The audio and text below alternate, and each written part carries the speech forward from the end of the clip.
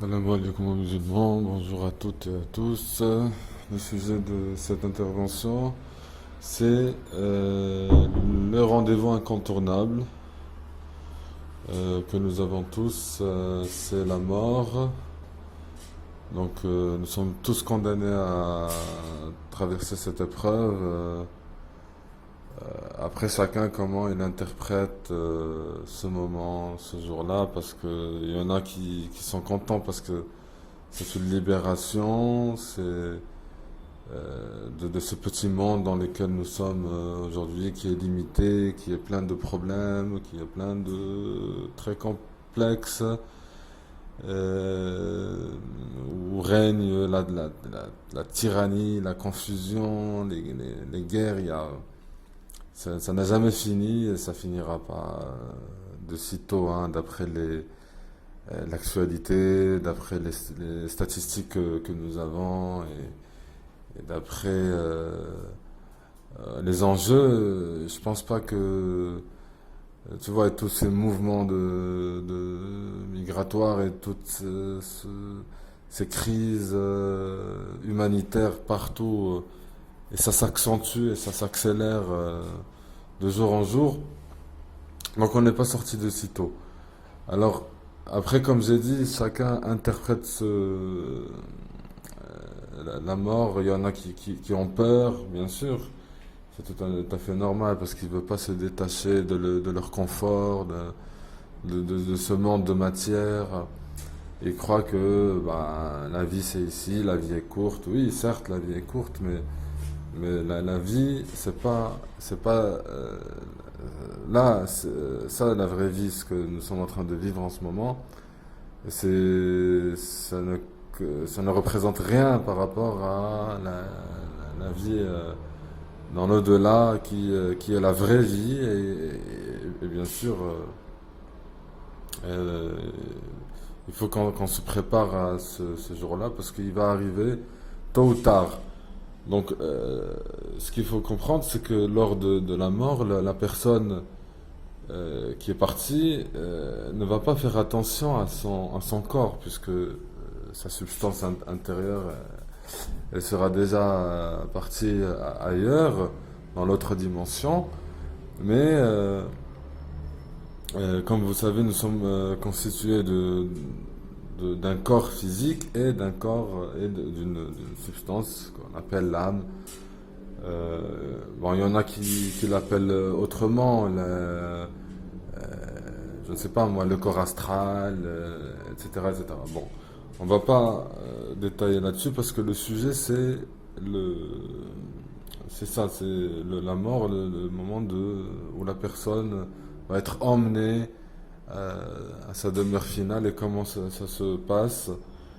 Parce que c'est en général d'autres personnes qui s'occupent de, euh, de transporter, donc de faire le nécessaire pour assurer donc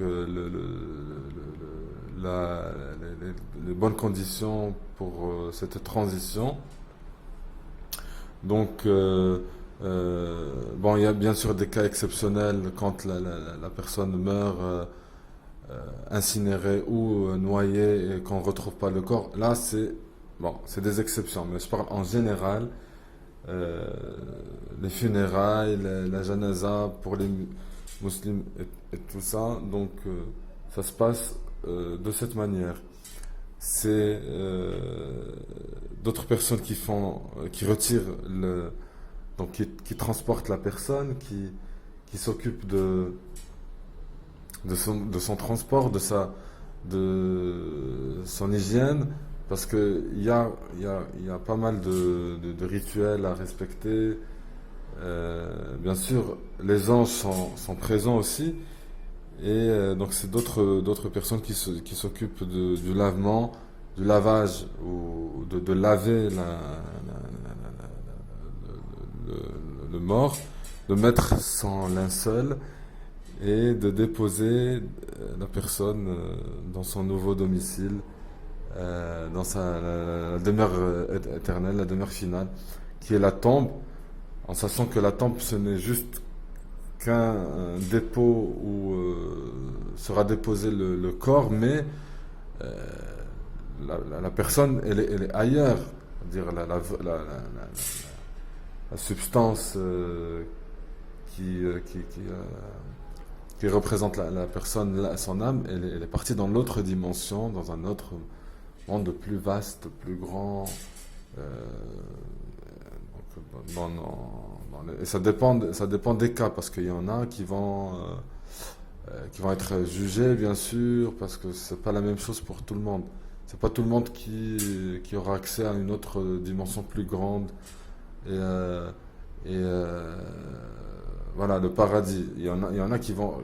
C'est parce que c'est tout à fait logique. Si tu as fait du mal sur la terre, tu as fait semer de la corruption, tu as commis des crimes de tout genre, eh ben, il y a une justice. C'est comme ça que ça marche. C'est pas possible qu'il y ait rien. Hein, tu vas pas t'en sortir juste comme ça, dire moi je fais le mal parce que bon, ça y est, la vie elle est courte, puis après on sait pas, il y a rien. Non, non, il y a des comptes, le jour des comptes, le jour du jugement.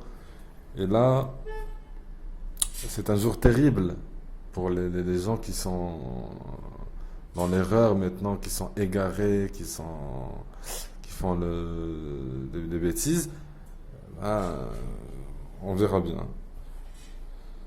Ensuite, donc il le dépose, comme j'ai dit, dans sa demeure finale. Et puis, bien sûr, il y aura beaucoup de gens qui vont assister à l'enterrement et beaucoup, bien sûr, parmi ces gens vont devoir annuler leurs rendez-vous, leurs affaires, leurs occupations et pour assister à l'enterrement. Ensuite,